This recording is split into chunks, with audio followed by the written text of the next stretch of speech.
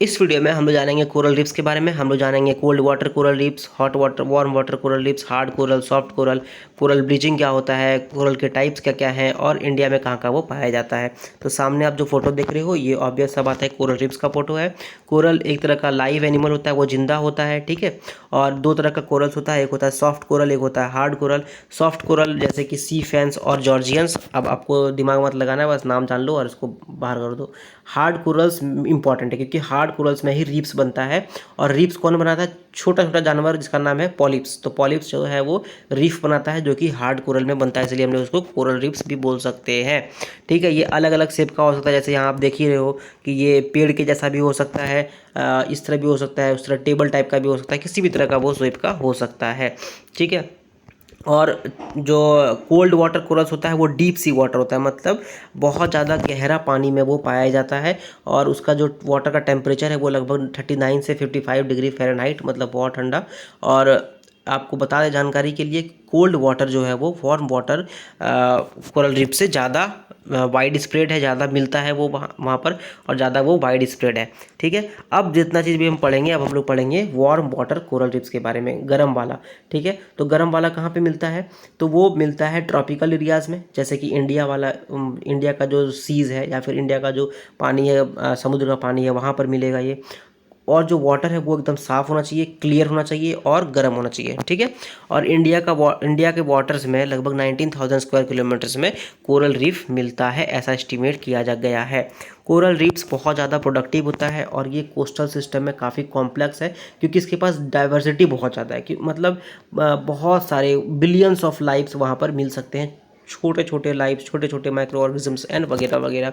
इसका इतना प्रोडक्टिविटी क्यों है? क्योंकि इसके पास जो प्राइमरी इसका प्रोडक्टिविटी है ना, अलग अलग टाइप का जो कोरल्स है वो बहुत ज़्यादा है, ठीक है। और इसका जो अगल बगल का हैबिटेट जो उसमें रहता है वो भी बहुत ज़्यादा है, इसलिए इसका प्रोडक्टिविटी बहुत ज़्यादा ज़्यादा हो जाता है। यहाँ पे रीढ़ की हड्डी वाले जानवर, बिना रीढ़ की हड्डी वाले जानवर, प्लांट्स, सब एक दूसरे के साथ में रहते हैं और इसलिए इसका प्रोडक्टिविटी बहुत ज़्यादा बढ़ जाता है। और इसीलिए हम लोग इसको प्यार से या इज्जत के साथ बोलते हैं tropical rain forest of the oceans. अगर इंडिया का बात करें तो यहाँ पर मेनली ट्रॉपिकल कोरल रीफ्स मिलता है, जो कि गल्फ ऑफ कच्छ है, मालवार रीजन है, आपका लक्षद्वीप है, गल्फ ऑफ मन्नार है और अंडमान एंड निकोबार आइलैंड्स है, ठीक है। तो यहाँ पर कोरल रीफ्स मोटा मोटी मिलता है। अब 4 गो कोरल रीफ्स कौन कौन से होते हैं? 4 टाइप्स ऑफ कोरल रीफ्स। पहला होता है फ्रिंजिंग रीफ, फिर होता है अपना पैच रीफ्स, फिर आता है बैरियर रीफ्स और आता है एक एटॉल, ठीक है। तो ये 4 तरह के अलग अलग रीफ्स हैं। तो हम लोग डिस्क्राइब कर देते हैं फटाफट। इंडिया में ये अंडमान में मिलता है और ये सूर के साथ काफ़ी ज़्यादा कंटीजियस है, मतलब कि ये तो शोर के साथ ये काफ़ी ज़्यादा लगा हुआ रहता है, ठीक है। जैसे ये शोर है तो यहाँ पर ये लगा हुआ रहेगा, इसको बोलते हैं हम लोग फ्रिंजिंग रीफ। फिर बात करते हैं हम लोग पैच रीफ का। तो पैच रीफ जो है ना वो पैचेज में होता है, जैसे यहाँ पर हुआ, फिर यहाँ पर हुआ, यहाँ पर हुआ, मतलब ये डिसकंटिन्यूस है, कहीं पर भी मिल सकता है, ठीक है। और ये ज़्यादातर कहाँ पर मिलता है इंडिया में? Gulf of Mannar, gulf of Kutch, मतलब कि ये वाला एरियाज़ में ये ज़्यादातर मिलेगा, गल्फ़ ऑफ कच्छ में, गल्फ़ ऑफ मन्नार में, ठीक है। तो यहाँ पर ये मिलता है।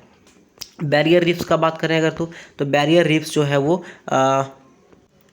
ये कोस्ट लाइन के साथ साथ पैरेलली चलता है। ऐसे ये कोस्ट लाइन अगर है तो इसके साथ में बैरियर रीफ चलेगा। और ये जो सिर्फ मतलब जो पानी के तहत ये चला गया था अंदर में, वो वहाँ पर ये मिलता है बैरियर रीफ्स। और जो पानी, जैसे कि जो जैसे यहाँ पर बैरियर रीफ्स है, ये आपका उठ चुका है, पानी यहाँ पर कम हो गया, ये बैरियर रीफ्स उठ गया, ये यहाँ पर लैंड है, शोर लाइन है, ये वाला जो पानी होगा इसको हम लोग बोलते हैं लगून्स। क्या बोलते हैं इसको? लगून्स, ठीक है। अब आप लोग कमेंट सेक्शन में जाकर के एक लगून का एग्जाम्पल दो, ओके। और ये यहाँ पर ये मिलता है निकोबार और लक्षद्वीप में, ठीक है। ये निकोबार और लक्षद्वीप में मिलता है। एटॉल्स का अगर बात करें तो ये एक तरह का सर्कुलर होता है, घोड़ा का कभी पैर देखे हो या घोड़ा का नाल देखे हो कभी, तो घोड़ा का पैर के जैसा ये होता है, एकदम गोल गोल टाइप का या फिर आधा ऐसा ऐसा टाइप का, ठीक है, हाफ सर्कुलर। और ये जो है अगल बगल में पानी होगा और बीच में ये सर्कुलर टाइप का होगा, जैसे यहाँ यहाँ यहाँ पानी है, यहाँ पानी है और ये ज़मीन से मतलब पानी के लेवल से ये थोड़ा ऊपर उठ गया, तो इसको हम लोग बोल सकते हैं एटॉल्स। ठीक है, जैसे कि लक्षद्वीप हो गया और निकोबार आइलैंड हो गया। ठीक है, अब कोरल रीफ्स का क्या क्या फंक्शन है, तो बहुत बड़ा इसका फंक्शन ये है कि ये इरोजन को रोकता है। ये प्रोटेक्टिव बैरियर है एक इरोजन के तहत, इरोजन को रोकने के लिए, और स्टॉर्म सर्ज जो होता है उसको भी रोकने के लिए। जैसे कि अगर पानी ऊपर जा रहा है, यहाँ पर ये इसका लैंड है, यहाँ पर ये कोरल रीफ्स है, यहाँ पर पानी है, अगर स्टॉर्म हुआ तो क्या हुआ, कोरल रीफ सारा पानी खा जाएगा, उसको रोक देगा। यहाँ पर जो इंसान का बस्ती था वो बच गया। क्लियर।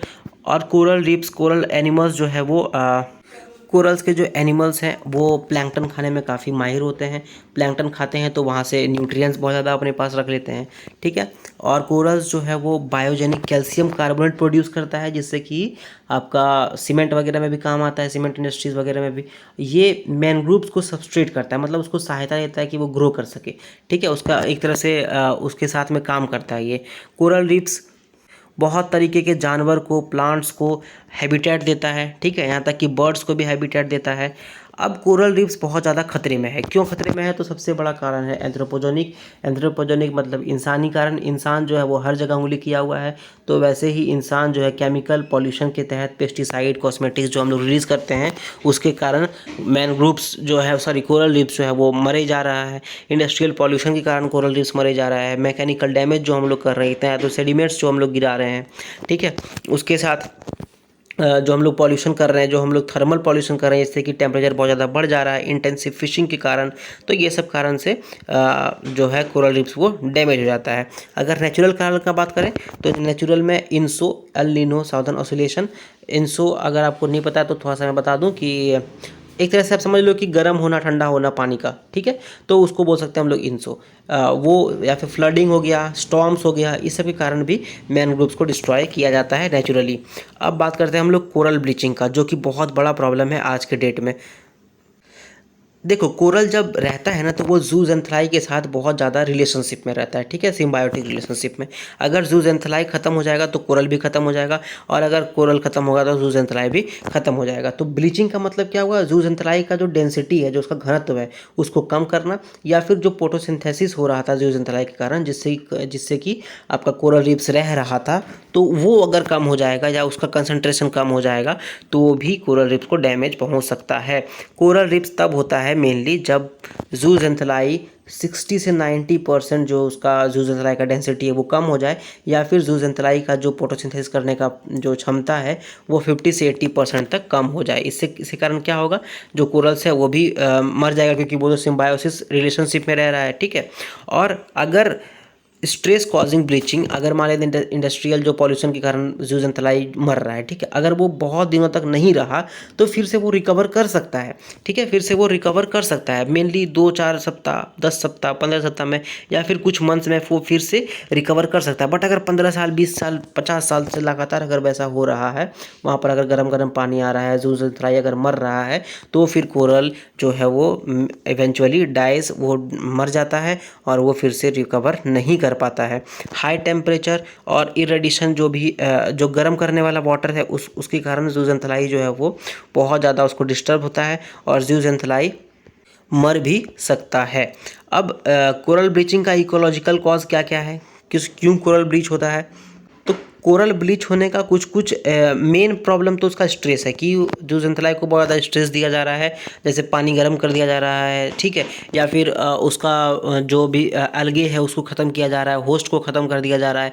तो इस तरह से कोरल ब्लीचिंग स्ट्रेस के कारण होता है। लेकिन कुछ इसका मेन इंपॉर्टेंट कारण क्या है कि टेम्परेचर, सबसे बड़ा कारण टेम्परेचर। क्या हो रहा है ना, कोरल स्पीसीज़ जो होता है वो एक टेम्परेचर के बीच में होता है, मतलब जैसे 10 से 15 मान लेते हैं, अगर 10 से 15 के बीच में रह रहा है, हम लोग गर्म पानी इसमें भेजते जा रहे हैं, इसका टेम्परेचर हम लोग कर दिए 20। ठीक है, तो क्या होगा, जूजेंथलाई मर जाएगा, कोरल स्पीसीज़ मर जाएगा। ठीक है, तो इसलिए अगर हम लोग बहुत ज़्यादा कम कर दें या फिर बहुत ज़्यादा हाई कर दें टेम्परेचर, तो कोरल ब्लीचिंग हो जाएगा। ब्लीचिंग का मतलब जो जूजेंथलाई है वो ख़त्म होने लगेगा, जूजेंथलाई ख़त्म होगा तो उसका अलगे ख़त्म होगा, अलगे ख़त्म होगा तो कोरल्स ख़त्म हो जाएगा।